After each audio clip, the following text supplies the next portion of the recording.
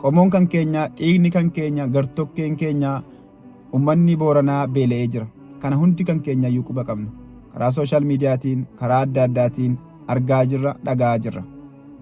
Wanti nama gaddisiisu waan nyaatu, waan dhugu, loonsaa ofiisaatii gaafa ni dhabee, waan qabee, waan gadhiisu wallaalee mana ofiisaatii ijaarrate, waggaa meeqa karoorsee ijaarrate ol ba'ee diigee citaa horii isaatii kennu arguu caala wani nama gaddisiisu hin jiru. Egaa gadda qofaa dubbachuuf hin dhufne. Furmaatas akkuma yeroo baay'ee akkuma beekamu yeroo adda addaatti gaafa taateewwan akkasii uumamu ummanni diyaasporaa kuni furmaata godhee kan inni ilaalu maallaqa ofii gargaaruu, sochiilee adda addaa as keessatti gochuu, diyaasporaa irratti kan xiyyeeffate gochuudhaan beekama. Akka waan furmaata kanas hiikuu danda'u tokkootti of ilaala ummanni diyaasporaa kun. Waan takka jala muree isinitti hima. Sochii nama godhamaa jiru sochii gaariidha. Ani garuu kanin argee, kanin ija kan kootiin argee dhufe waan takka isinitti hima. Meemee keessaa'uu sochiin uummata Booranaa kana haa baraarruu, qomoo kan keenya, dhiiga keenya kana cinaa haa dhaabbannu kan jedhu karaa sooshaal miidiyaa tiiktookiin deemaa jira. Waan takka isinitti hima. Biyya keessatti tiiktookiin niitworkiin isaa ulfaataa waan ta'eef baay'ee hin hojjetu. Namootuma waayifaa qaban qofatti itti fayyadamu waan kanatti. Kanaaf sochii kan keessan kana warroota diyaasporaa biyya alaa qofa irratti hin hundeessinaati. Namni waan tokko isinitti himan. Waan haga diyaasporaan biyya tokko keessa jiraatu gargaaru nama biyya keessa abbaa qabeenyaa biyya keessaa tokkotu gargaaruu danda'a. Kana jechuun fakkeenyaaf diyaasporaan Jarman keessa jiru walitti dhufee 50 100 waanuma jiru walitti qaqqabee haganni ergaa jiru hin beektan. Birri miliyoona tokko ergina yeroo baay'ee miliyoona tokko. Warri Jarman kana keessa jiru hundisaa miliyoona tokko miliyoona 2 yeroo itti qaqqaben agarreen. Sinitti nima miti. Osoo sochii kana gadi buustanii karaa feesbuukii, karaa qaamaan namoota abbootii qabeenyaa irratti xiyyeeffattanii Oromiyaa keessa abbootiin qabeenyaa jiranu, abbootiin qabeenyaa UDC bakka tokkotti namoota 50 argatta. Birrii takka yoo kennu uummanni biyya keessa jiru gargaarsa guddaa gochuu danda'a. Kanaaf yeroo sochii kana gootanu diyaasporaa qofa irratti hin xiyyeeffatina. Akka waan furmaata kana diyaasporaan kennu qofatti hin ilaalina. Biyya keessa abbaa qabeenyaa ibiddatu ta'e uumamee jira. Namootiin baay'een maallaqa qabani. Argeetan dhufeen, dheengaddanachii dhufeen argeera. Namni inni ka'ee jira, inni gadi bu'ee jira biyya keessatti. So kanaaf sochii keessan kana karaa biyyaattis gadi buusa. Ela akka waan nuti guyyaa guyyaatti taateewwan guyyaa guyyaatti uumamu nuti yeroo yerootti niitworkii gahaa waan qabnuu fi quba qabna. Uummanni biyya keessa jiru waanuma kanarraa iyyuu baay'een isaa quba hin qabu.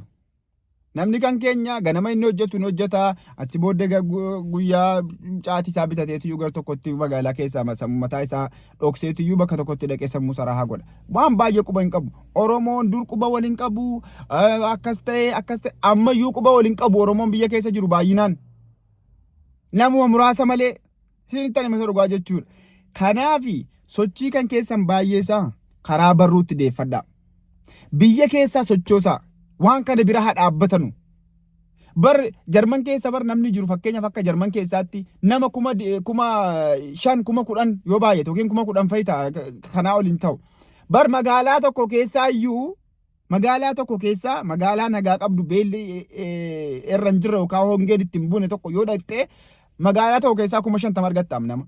Sana keessaa namni Booranatti beela'ee jira jettee harka jala qabdee jennaan namni farankaa callaallee sitti kenna malee yoo birrii dhabe namni harka kee duwwaa si deebisu hin jiru.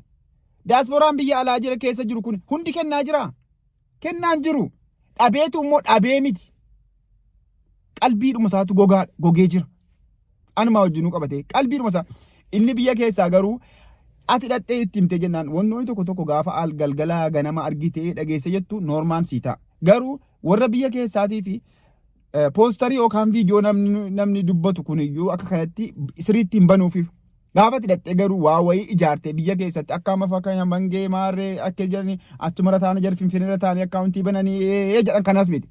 Gadi ijaarteetiyyuu warra gadi bu'ee magaalaa keessa hiramee magaalaa Oromiyaa kana keessa hiramee namoonni 20 30 waan kanaaf hundeeffame gadi ba'eetiyyuu waa makiinaa tokko kireeffatee keessa deema uummata Booranaa nu kabbeele hawaasa keenya beele hangafticha keenyatu beele nutu beele Oromoo beele bira dhaabbadhaa jedheetu osoo haala kanaan deeme gargaarsa akkamii argata. Ani dheengadda gaafan Jimmaa keessa deemu wanta akkasitti maatiyan. Namticha doktora takkaa jira doktoricha maqaa isaa dagadheeni kan Arsii keessa yeroo baay'ee osoo tajaajilu haadha isaa maalsaa hawwaaluudhaaf gara Jimmaa dhufee achi booda namtichi nama Jimmaati. Awwaaluudhaaf dhufee achi booda otoo achi deebi'u makiinaan ittiin garagalee du'e sana waawwa'ii maatii isaa gargaaruuf natti fakkaata. Konkolaataadhaan magaalaa keessa deemanii seenaa nama kanaa himaa maallaqa funaanu maatii isaa gargaaruuf natti fakkaata. Seenaa doktorticha kanaa Jimma keessatti. Wallaahi namni hiriira qabatee itti fiiga namni. Hiriira qabatee inni kaan 10 darbata 50 darbata 100 darbata. Isinii galee makiinaa irratti jechuudha makiinaadhuma irratti. Kanaafi ofuma kana of hin tuurinaa warri diaasporaa keessa jirtan bu'aa gadi gara gadiitti gadi haa buusnu hojii kana. Anis wajjin gadi haa buusnu. Magaalaa biyya keessatti gadi buusne sinitti nima furmaata warra kanaa kan ta'u diaasporaa miti. Furmaata warra kanaa kan gochuuf danda'u tokko Rabbi lammaffaa irratti warruma biyya keessa jiranu. Diaasporaan maal qaba? Waan tokko hin qabu diaasporaan qabeenyi isaa jechuudha. Biyya keessa utuu argitanii ko waan diaasporaan biyyi tokko kun hundi warri Jarman keessa yookaan warri Awustiraaliyaa Kanaadaa keessa jiran tokko warra qabutu jira bara. Biyya diaasporaa keessa sin jira warri qabu. Warra of dandahee hojii mataa isaa banatee jiru. Kun immoo parsantii tokko diaasporaa keessatti parsantii tokko. Biyya keessatti garuu magaalaa tokko keessattuu parsantii 5 warra of danda'ee jiru.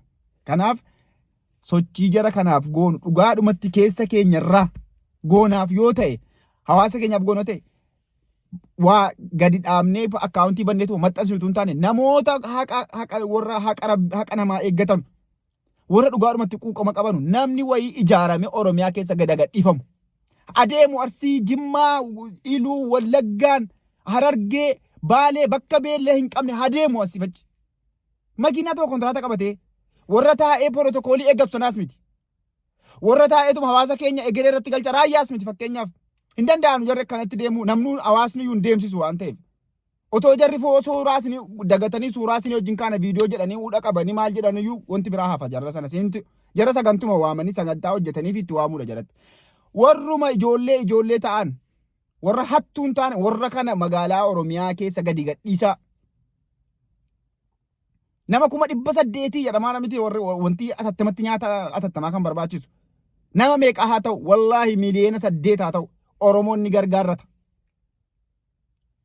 Warri biyya alaa jirtan immoo kanarratti deeggaruu maallaqaan isa bira dhaabbachuu waan kana immoo organaayiz gochuu fi akka Oromoo hawaasa Oromoo hunda keessa ga'u gochuudhaa fi sochii mataa keessanii godhaan isiniin jedha. Uummata keenya gargaaru yaadaan maallaqaan warra biyya keessaa immoo ijaarree magaalaa Oromiyaa keessa hiriirsinee akkasitti gargaarsa uummata keenyaaf funaana nuun isiniin jedha. Assalaamu alaikum warahmatullaahi wabarakaatuh.